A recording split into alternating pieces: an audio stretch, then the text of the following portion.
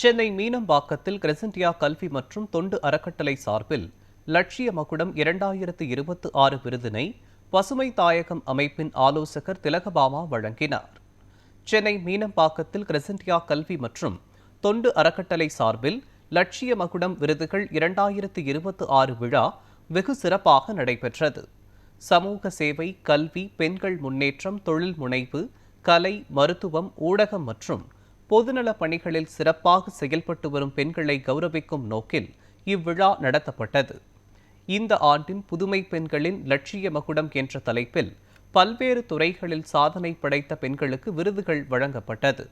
விழாவில் சிறப்பு விருந்தினராக கலந்து கொண்ட பாமக பொருளாளரும் பசுமை தாயகம் அமைப்பின் ஆலோசகருமான திலகபாமா கலந்து கொண்டு சாதனை பெண்களுக்கு விருது மற்றும் சான்றிதழ்கள் வழங்கி கௌரவித்தார்.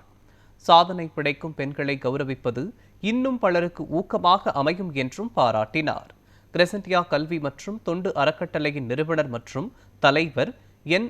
சுபைதா கூறுகையில், சமூகத்தில் சாதித்து வரும் பெண்களை வெளிச்சத்திற்கு கொண்டு வந்து கௌரவிப்பதே இந்த விருதின் நோக்கம் என்று தெரிவித்தார். இவ்விழாவில் 300க்கும் மேற்பட்டோர் கலந்து கொண்டனர். கிரெசென்டியா கல்வி மற்றும் தொண்டு அறக்கட்டளை இன்றைக்கு சென்னையில் சாதனை பெண்களை 100 பேரை தேர்வு செய்து லட்சிய மகுடம் விருது என்ற பாராட்டை இங்கு வழங்கியிருக்கிறார்கள். இந்த மேடையில் அரங்கேறியிருக்கிற அத்துணை ஆளுமைகளுக்கும் எல்லா துறையிலிருந்தும் பெண் ஆளுமைகள் இங்கு விருதாளர்களாக விருது பெற இருக்கிறார்கள்.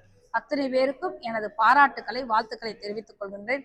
பல பெண்களை இந்த மேடையில் நானும் விருது வழங்கி கௌரவிக்கின்ற வாய்ப்பு கிடைத்தமைக்கு சுபைதா அவர்களுக்கு, இதை ஏற்பாடு செய்திருக்கிற சுபைதாவுக்கு எனது வாழ்த்துக்களையும் நன்றியும் தெரிவித்துக் கொள்கின்றேன். இது மிக முக்கியமான காலகட்டம். 100 பெண்கள் மேடை ஏறி விருது வாங்குகின்ற அதே நேரத்தில் தமிழகத்தின் ஏதோ ஒரு மூலையில் ஒரு பெண் வன்புணர்வுக்கு ஆளாக்கப்பட்டு, கொடுமைகளுக்கு ஆளாக்கப்பட்டு கொண்டே இருக்கிறாள் என்பது மிக மோசமான நிதர்சனமாகும். இந்த நிதர்சனத்தை உடைப்பதற்கு இந்த விருதாளர்கள் இந்த விருது என்பது முற்றுப்புள்ளி அல்ல, தொடக்கப்புள்ளி என்று கருத்தில் கொண்டு சமூகத்தில் ஆண் பெண் சமத்துவத்தை நிறுவவும், இந்த வன்கொடுமைகளையும் எதிர்ப்பு நிலைகளையும் மாற்றுவதற்கு தங்களை சமூகத்தில் ஈடுபடுத்திக் கொள்ள வேண்டும் என்று இந்த தருணத்தில் அவர்கள் முன் அன்பான வேண்டுகோளை வைக்கின்றேன். நமக்கு மிகப்பெரிய கடமை இருக்கிறது, இந்த சமூகத்தை பெண்ணுக்கான மனித இருப்பை பேசுபடு பொருளாக்குவதற்கு.